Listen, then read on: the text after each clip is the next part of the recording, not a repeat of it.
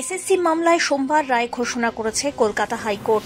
বিচারপতি দেবাংশু বসাক এবং বিচারপতি মোহাম্মদ সব্বর রশিদের ডিভিশন বেঞ্চ এদিন 2016 সালের পরীক্ষার panel group C, group D, নবম, দশম, একাদশ, দ্বাদশের গোটা প্যানেলটি বাতিল করে দেন। শুধু তাই নয়, বেআইনিভাবে যারা চাকরি পেয়েছিলেন তাদের ফেরাতে হবে বেতন, তাও আবার 12% সুদ সমেত। আর এই নিয়েই প্রতিক্রিয়া দিচ্ছেন রাজ্যের তাবড় রাজনৈতিক ব্যক্তিত্বরা। এই রায় নিয়ে যথেষ্ট ক্ষুব্ধ মুখ্যমন্ত্রী মমতা বন্দ্যোপাধ্যায়। তার প্রশ্ন, 8 বছর যারা চাকরি করলেন তারা কিভাবে সমস্ত বেতনের টাকা ফেরত দেবেন? আদৌ কি সেটা সম্ভব? 26,000 ছেলে মেয়ের চাকরি খেয়ে নিলাম।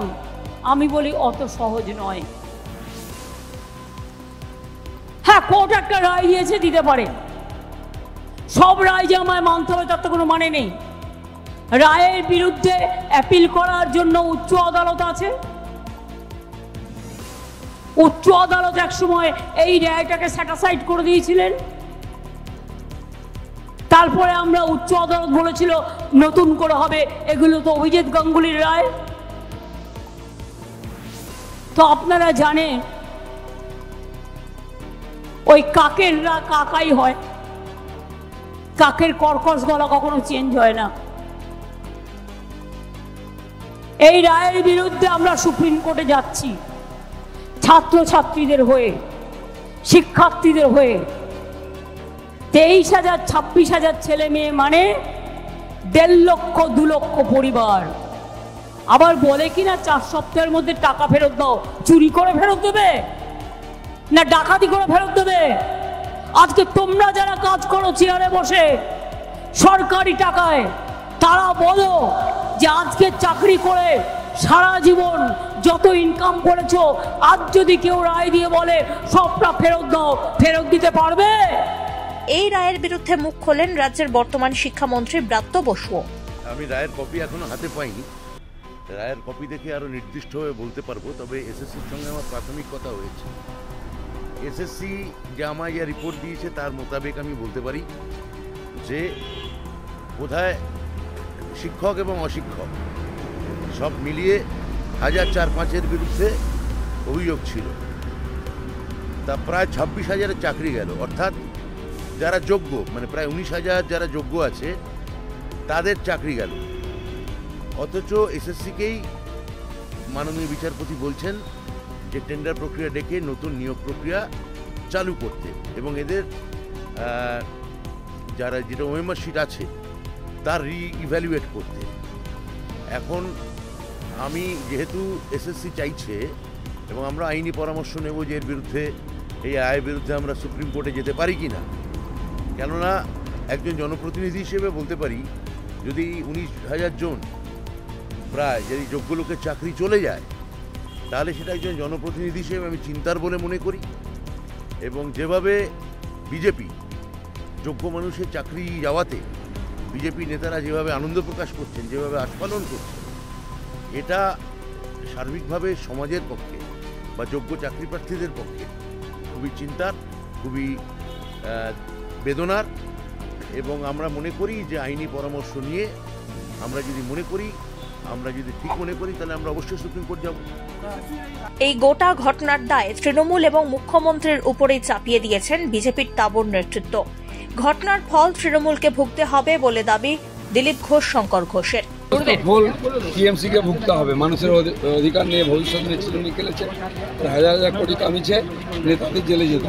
দুর্নীতিগ্রস্তদের চাকরি বাতিল করতে গিয়ে হাইকোর্ট চাকরির পুরো প্যানেলটাই বাতিল করে দিয়েছেন। এটা নিশ্চিতভাবেই এক ঐতিহাসিক। তবে পশ্চিমবঙ্গের মানুষ অনেক বেশি খুশি হতেন যদি এই দুর্নীতিগ্রস্তদের চাকরি বাতিল করবার পাশাপাশি এদেরকে যারা চাকরি দিয়েছেন সেই পশ্চিমবঙ্গ সরকারের নেতা মন্ত্রীদের সহ মুখ্যমন্ত্রীকে বাতিল বলে যদি ঘোষণা করে দিতেন। কারণ এরাই জয়েন্ট রেসপন্সিবিলিটির কথা বলে শিক্ষা দুর্নীতিকে ঢাকবার চেষ্টা করেছেন। সুপার নিউমেরিক পোস্ট নিয়ে এসে দুর্নীতিগ্রস্ত যাদের কাছ থেকে টাকা খেয়েছেন তাদের চাকরি বাঁচানোর চেষ্টা করেছেন।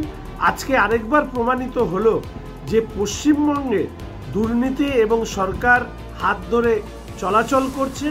এবং এই রায়ের মধ্যে দিয়ে এটা অন্তত নিশ্চিত হওয়া গেল যে ভবিষ্যতে যারা টাকা দেন আর যারা টাকা নেন দুজনেরই শাস্তি হবার যে সম্ভাবনা তৈরি হয়েছে, সেই সম্ভাবনা যত প্রবল হবে ভবিষ্যতে অন্তত চাকরি নিয়ে সরকার বা নেতা মন্ত্রীরা বা যারা এদের কাছ থেকে ঘুষ খান তারা অন্তত এটা নিয়ে ছেলে খেলা করবেন না।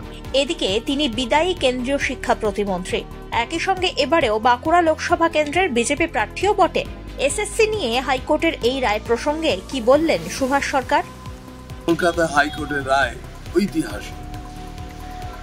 এই রায়ের ফলে যে 23,753 জন শিক্ষক এবং গ্রুপ সি অ্যান্ড ডি তাদের চাকরি চলে গেল, যারা ঘুষ দিয়ে চাকরি নিয়েছিল, এর ফলে সমস্ত মানুষের কাছে একটা বার্তা গেল যে ঘুষ দিয়ে চাকরি নেওয়া এবং ঘুষ নিয়ে চাকরি দেওয়া এই দুটোই অত্যন্ত গম্ভীর অপরাধ।